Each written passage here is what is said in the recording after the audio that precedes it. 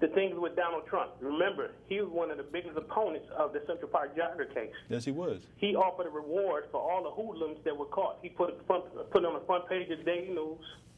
And see, a lot of people made money off of that, got job promotions and everything, but these kids can't be compensated. Right, excellent point. Thank you for your call, caller. Next caller, welcome to Community Cop. Where you calling from? All right, turn your TV down. Next caller, welcome to Community Cop. Where you calling from? I'm calling from Manhattan. Okay, quick question or comment. But I'm coming. Don't listen to it. All right, don't listen to your TV caller. There's a slight delay. No, I'm not. Listen, I want to know one thing. What happened to Gaddafi? Why they want to kill him? Right. All right.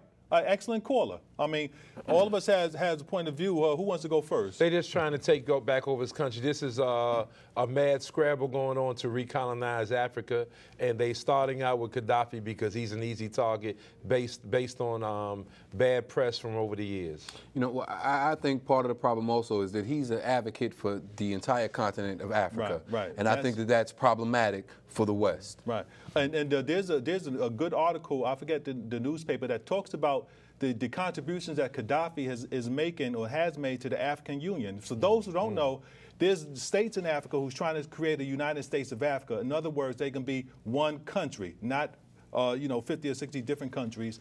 And Gaddafi is a big financier of this effort. Gaddafi doesn't he's not a member of the Arab League, and that's one of the reasons why the Arab countries don't like Gaddafi. He doesn't meddle in those affairs whatsoever. His contribution is to the African Union, and $30 billion that has been frozen by this country was one of the projects was to go towards Africa, putting their own satellite in space so that they can have their own telecommunications service. Presently, they pay the West, who charges them 50 times what you and I pay. So it's purely economic. It's purely, as Michael said, always with European countries invasion into Africa, which is the richest continent on the planet, bar none, in terms of natural resources. But the people are the poorest. Why? Because they continue to be fleeced by European countries, and this is a part of it. They have no concern whatsoever about the Libyan people. Did you want to make a comment on your? All right, next caller. Welcome to Community Cop. Quick comment. You're on the air, caller. Yes. Yes. I would like to know to the people on the panel, what in the world can we do to get rid of Mayor? What can we do to get rid of him? Everybody hates him, we know, but what can we do to get rid of him? What can we do? Right. Okay. Thank you. Thank you for your call. There's nothing in the city charter that can get rid of him, as in other states where they have a recall. It can't be done. I would just say to Judge Pickett, to Bob Slade, and to Mtume, ask the mayor questions. Every time you have him on, you treat him as if he's royalty. And when black folks come on, you ask them the tough questions. Ask him the questions and just see what he says. Just ask the questions. Be journalists. Be real radio hosts for a change instead of the cowards that you obviously are. And I don't believe in the voting process in this city. I think that it's compromised at times. But I do believe that as voters that we have to get out and utilize our power to vote, even if we don't believe that the system is working, but we still have to get out anyway. We had an opportunity to ensure that he didn't. First of all, he shouldn't have got a second term, but we should have made sure he didn't have a third term. And he managed to buy his way through trickery and through deception and get himself back in there. And I think that we should have utilized our voting power to ensure that that didn't happen. And he shouldn't have received a third term. Every member of the city council, including mostly the black and Latino, because a lot of Republicans voted for him not to have that third term. Every member of the city council, except for Charles Barron, voted for him to get a third term, which was against a referendum by New Yorkers. But next caller, welcome to Community Cop. Where you calling from? Yes, sir. I'm calling from New York. Okay, Manhattan? Yes. Quick question or comment? Quick question or comment? Yes, I'm just trying to say, I think we need to come together as a people, As a people, we need to come together more and love one another individually, Because we even have different personalities, but we need to come together as a people and recognize ourselves more as a people. Yes, sir. So that's my question. Okay, excellent point. Excellent point. Kwame Ture said our people aren't poor, we're just poorly organized.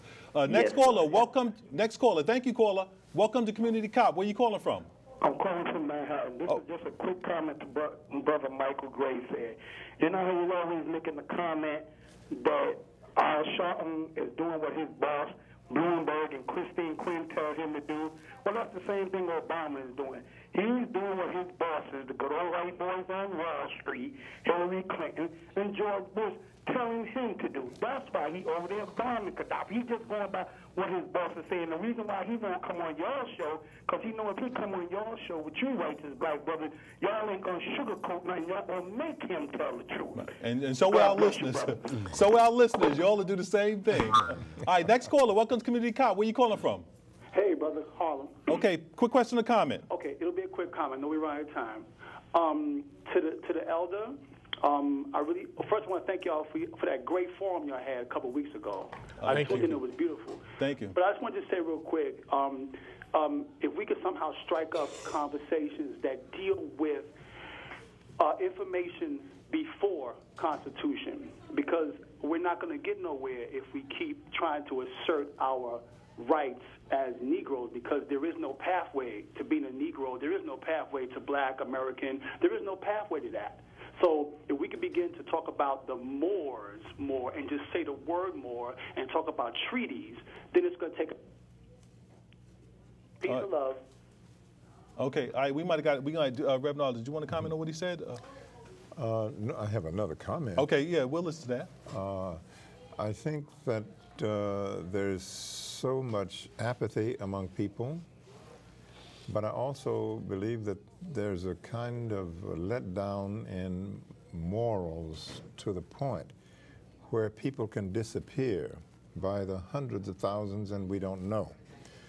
There's an article in the current issue of Ebony magazine about some almost 300,000 black people disappeared in the year 2010.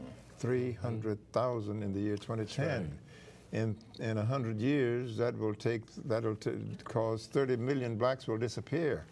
What is behind all of this? But how can 300,000 people disappear? And then the article is about a young woman, Felicia Barnes, who was missing on December 28th, and just a few days ago, they found her in a river in Maryland. Where is it? Where is the neighborliness? Who is my neighbor? How can 300,000 people disappear in a year?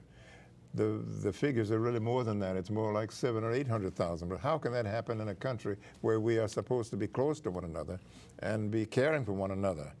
This should never happen. And how could Ebony put it on the back end of the book? Well, that's what's wrong with that article. Ebony, it was good for them to bring that out, but it should not have been on page 107. Yeah. It should have been on the front page showing that our people are missing. Because white folks, they have all kind of Amber Alerts when they're missing, but we should do the same. All right, last caller. Welcome to Community Cop. Where you calling from? You're in the air, caller. Oh, how you doing? I just got a quick comment. I'm calling from Harlem. Okay, quick comment. I just wanted to remind everybody that you talk about a man who plunged his own country in 500 years of darkness. He don't care about his own people. There's no way he could ever care about other people. So he never cared about humanity. All right, peace out. Okay, peace. Okay. Excellent point. All right. Credit to Roland. All right, last comment. Listen, the bottom line is that we are in dire straits right now. We have a lot of work to do.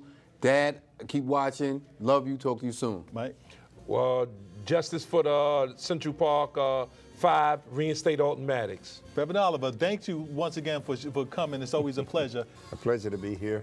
Let's get closer together and see that 300,000 people don't disappear in 2011. All right, thank you, Reverend C. Herbert Oliver, human rights advocate, for blessing us with your presence, your words of wisdom. We'd like to thank Lulu, Sheila, Nat Woods. Am I going?